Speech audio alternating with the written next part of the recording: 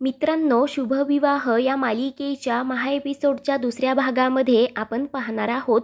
भूमी आकाशला सांगत असते की उद्या आपल्याला कोर्टामध्ये जायचं आहे.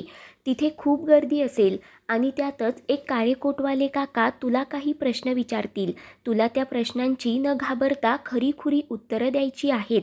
आणि जर कशाची तुला भीती वाटलीच ना, तर आपले डोळे बंद करायचे आणि आपल्या आवडत्या गोष्टीचा विचार करायचा. स्वतःच्या मनाला सांगायचं की आपण खरे आहोत आणि मी जिंकणार आहे. तर आकाश म्हणतो हो. तेव्हा भूमी प्रेमानेच आकाशच्या चेहऱ्यावरून हात फिरवत असते. त्याचा हात हातामध्ये घट्ट पकडते. त्याच वेळेला मनू आणि अथर्व तिथे येतात. ते चोरून हे सर्व काही पाहत असतात. मनू अथर्वला म्हणते, हे दोघेजण एकमेकांना किती कॉम्प्लिमेंट करतात ना, आणि जेव्हा हे दोघेजण एकमेकांच्या सोबत असतात ना, तेव्हा कोणत्याही संकटावर मात करू शकतात. तर अथर्व म्हणतो हो, या दोघांमध्ये इतकी पॉझिटिव्हिटी आहे की ही केस ते जिंकणारच. त्यानंतर रात्री सर्वजण आई योगेश्वरीसमोर प्रार्थना करत असतात. तर आई म्हणतात, माझा आकाश खूप विचित्र परिस्थितीतून जात आहे, पण तो निरागस आणि निर्दोष आहे. आई, या संकटातून तूच त्याला बाहेर काढ, आमच्यावर कृपा कर.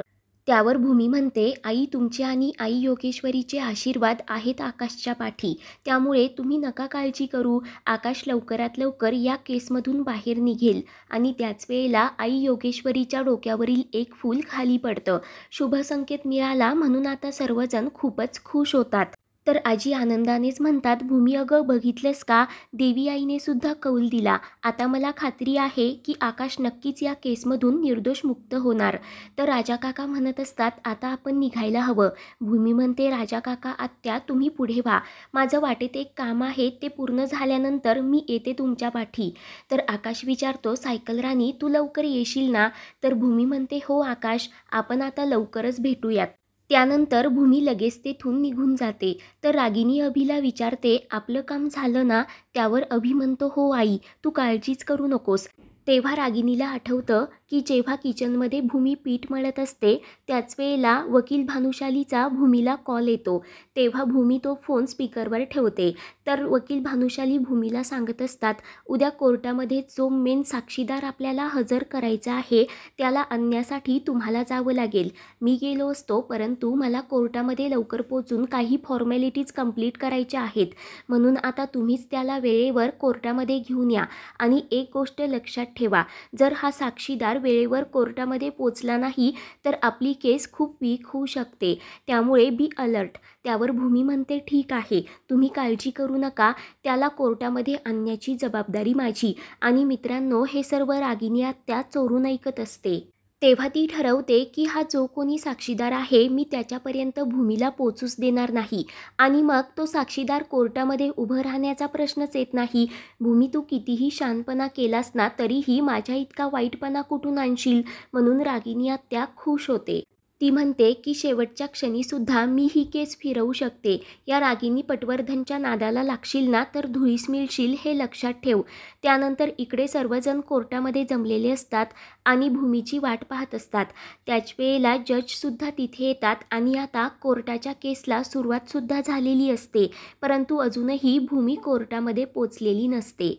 तर आता सोनलचे वकील जज साहेबांना सांगत असतात की मिस्टर आकाश महाजन यांनी सोनल नाईक यांना त्यांच्या ऑफिसमध्ये बोलावून त्यांच्यावर अत्याचार आणि बळजबरी करण्याचा प्रयत्न केला.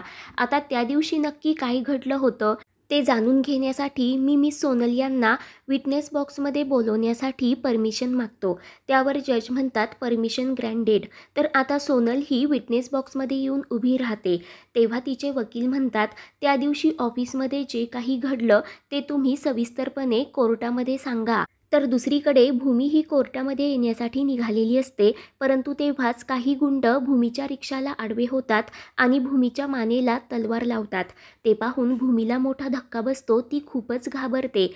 तर इकडे सोनल ही कोर्टामध्ये सर्व खोटं सांगत असते की त्या दिवशी मी ज्या प्रोजेक्टवर काम करत होते त्याबद्दल बोलण्यासाठी मी भूमी म्हणजे आकाश महाजन यांच्या केबिनमध्ये गेले होते. तेव्हा त्यांनी माझ्यावर जबरदस्ती करण्याचा प्रयत्न केला. आपल्या स्त्रिया आयुष्यभर जे जपतात ना, त्यावरच त्यांनी घाला घातला.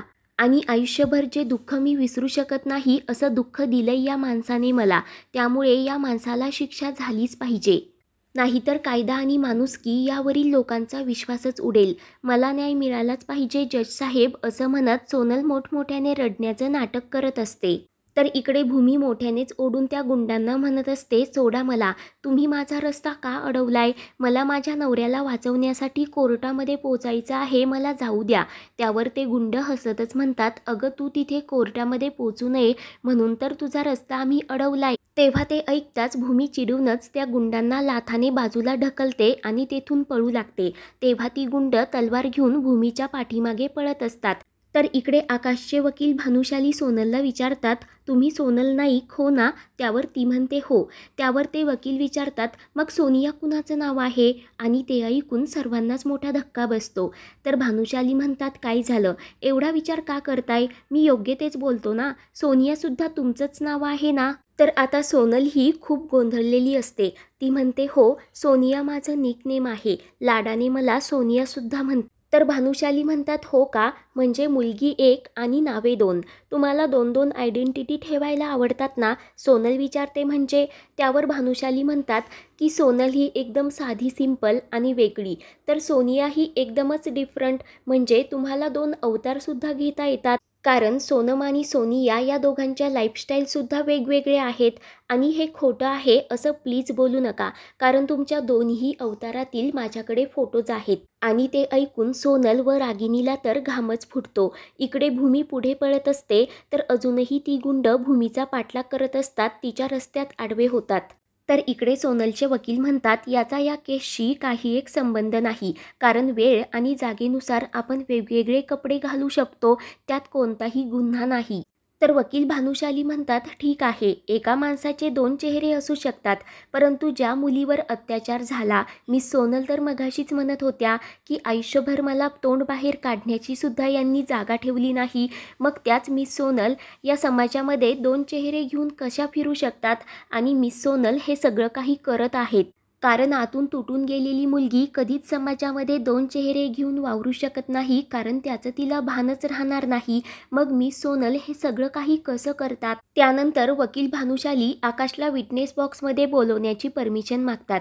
जज साहेब म्हणतात, परमिशन ग्रँटेड. तेव्हा आता भूमीचे बाबा आकाशला म्हणतात, अजिबात घाबरू नको, जी काही प्रश्न विचारले जातील त्याची खरी खरी उत्तरं दे. परंतु आकाश म्हणत असतो, नाही, मी नाही जाणार, मला खूप भीती वाटत आहे. तेव्हा भूमीचे बाबा आकाशला समजवतात की तुमची बाजू सत्याची आहे की नाही, जो खरा असतो त्याला घाबरण्याची अजिबात गरज नसते. तर इकडे मात्र भूमीच्या सहनशक्तीचा अंत झालेला असतो. तिला आकाशची खूप काळजी वाटत असते.